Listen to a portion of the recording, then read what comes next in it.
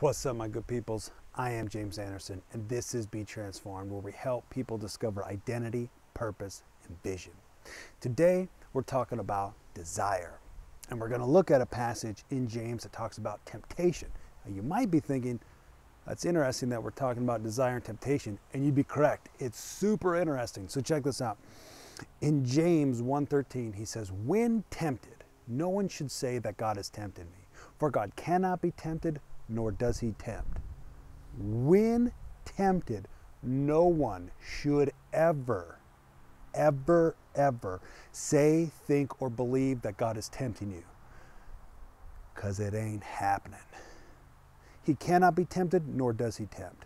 This is a change the way you think kind of moment right here.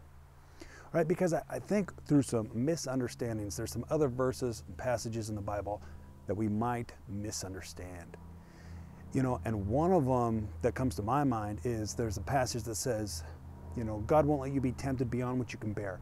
But what if the fact that you can't be tempted beyond what you can bear is because you're dead to sin and alive in Christ?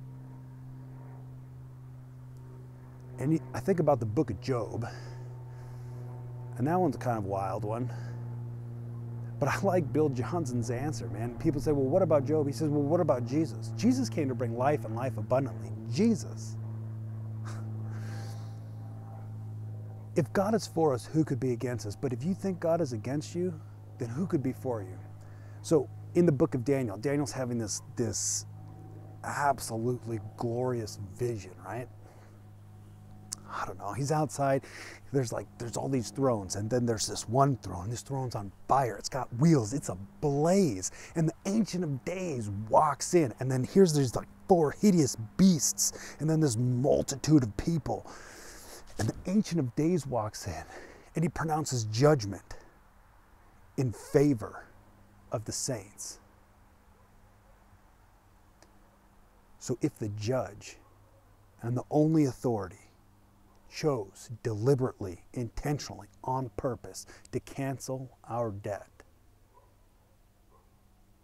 who then is left to give an accusation against us that would matter? When the judge himself chose to cancel our debt.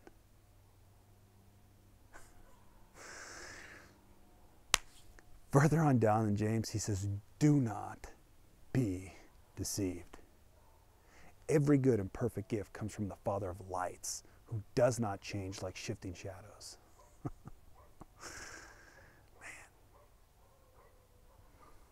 It matters how you view God. So he says, when tempted, no one should say that God has tempted me, because it's not happening. He says instead, let's get it. He says instead, each one is tempted when they are dragged away by their own evil desires. Instead, here's how it works. God's not tempting you. Instead, here's how it works. Each person is tempted when they are dragged away by their own evil desires. I think the moral of this story is don't blame somebody else for the crap that you're thinking. By your own evil desires. All right, so these evil desires, right? When desire is fully conceived, it gives birth to sin, and sin fully grown creates death. So let's look at it like this. Desire creates action, and action creates your result. So if desire creates action, and action your result, the question is then, what creates desire? And that's a thought. A thought cultivated, right? Where you meditate, marinate, think about, you take that idea and you put it in your imagination, and now you're picturing it. Well, you hang out here long enough, your emotions start to get attached to that thought. What's happening is you're creating desire. Desire is a craving. It's a longing to have what it is that you want. When that has fully grown, it causes you to take action, and whatever it is that you've been thinking about is the fruit that you bear. That's your result. So in the case of what James is talking about, he's saying, so let's just say if you have a thought of perversion, right? You picture in your imagination this perversion, right? Your emotion connects to it. Well, what happens when your emotion gets connected to it, is that now, literally, in your body, the chemistry is changing because your body is now preparing to experience what it is that you're thinking about. Well, this creates that desire to take action, right? So if your thoughts are of perversion, then you're going to create fruit based upon perversion. So if you look at the two bookends, right? Thoughts, what you habitually think about, what you're cultivating in your mind, and your results, right? So what you think becomes your results. Interesting. So what does Jesus say about this? Jesus says, he says, if you remain in me, this is John 15, if you remain in me and my words remain in you, you will ask whatever you desire.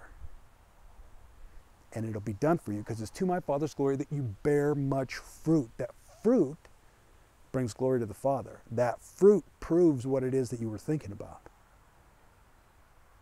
So if you remain in me and my words remain in you, if you remain in me is faith in what Jesus says, right? That's faith and belief in what he says. If my words remain in you, that's that continual cultivation of the truth. Well, he says, then you will ask whatever you desire. So what you habitually think about creates your desire. And your desire creates action, and action fruit. Most people, though, I feel like, picture themselves sucking. Right? Like, I feel like it's easy to picture ourselves failing, like in lack. You know, you're like, I don't know if there's going to be enough money at the end of the month, or yeah, I could do that, but I think people are going to make fun of me, or I'm not going to do it good enough. I'm going to mess up, and blah blah blah. Right? Wah wah wah. Quit whining. Quit it. We all know how to picture ourselves failing, but I feel like, right, when you picture yourself sucking, I feel like you got the wrong information. Right? It's like that saying, right, that says, an apple a day keeps the doctor away. Well, what if when you heard it, somebody said they got it mixed up, and they're like, a donut a day keeps the doctor away? We're like, shoot, that sounds awesome. Well, if one's going to do it, then two is surely going to solidify it, right? So you're eating 2 donuts a day, and your stomach's expanding. Well, your results are displaying and revealing where that thought came from, right? Because your results are inaccurate. They're proving where the origination of your thought came from. Was it based on truth, or was it based on deception? Right? So you run into this other person who's slim, fit, has energy, feeling good, looking good, and you're like, dude, have you been eating your donuts 1 donut a day? And he's like, what? Yeah, eat a donut a day, keep the doctor away, and they're just laughing at you. And you're like, what? He's like, it's an apple a day. And you're like, what?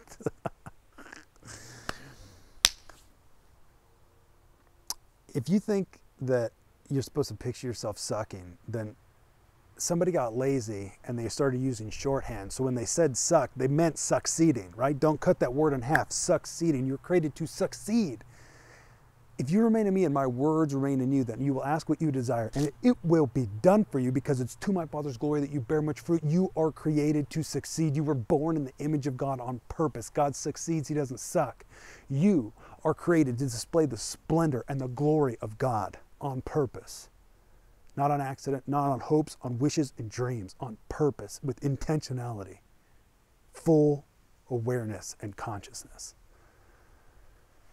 So what if you started picturing yourself succeeding?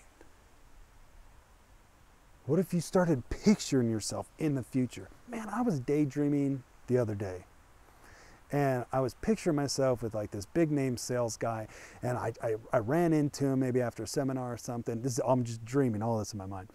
And we just started talking, and I'm just like, I'm telling him about the kingdom of heaven, man, like he's never heard it before. And he's just like, oh my gosh, tell me more. He takes me on his jet, and we're flying to his next engagement, and I'm like, he's like, dude, tell me more about what you're talking about. Like, let me just have it. I'm just picturing myself succeeding, affecting change. What do you picture in your mind? Because if what you habitually think about is what your results are, check out your results. Check out the way you're thinking. All right? When you start becoming aware of these things, dude, awareness is step number one in being able to change. Now that you know how you could actually think, what if you did? What if you pictured yourself doing something you actually wanted to do? I mean, if you think about like causing people to taste and see that God is good, and you could picture anything, you're doing anything, you're anywhere, there's no limits to what you could do, how you could do it, how many people you could affect, how crazy and glorious it could be. There's no limit to what you could imagine. What would it be? Because what if you cultivated that long enough that you started getting these ideas of how to accomplish it? And what if you started writing those things down and you just kept thinking about it and you just keep picturing yourself there, so much so that you created this desire where you're like, I've got to have it. I can't live life based on the pattern of the world.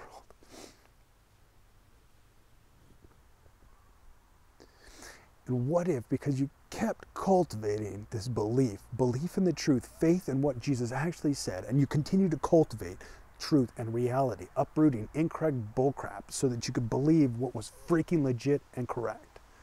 And you cultivated it so much that you literally took the steps to make it to the destination that you pictured. And what if one day you look back and you said, I'm here today because I chose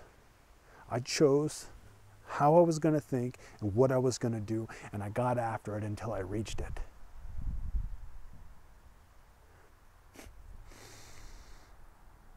Then you literally would live a life worthy of the calling you received on purpose. And what would be waiting for you is a rich welcome into the kingdom of heaven. So how's this work? Thoughts, cultivated, right? You create this desire fully grown, continue to cultivate it, mix that thought with your emotions, creates action, and actions your results. If you remain in me and my words remain in you, then you will ask, because you must have what it is that you want, because you crave it. You will ask what you desire, and it will be done for you, because it's to my Father's glory that you bear much fruit, and that fruit proves that you're my disciples. Change the way you think. Change your life. Peace.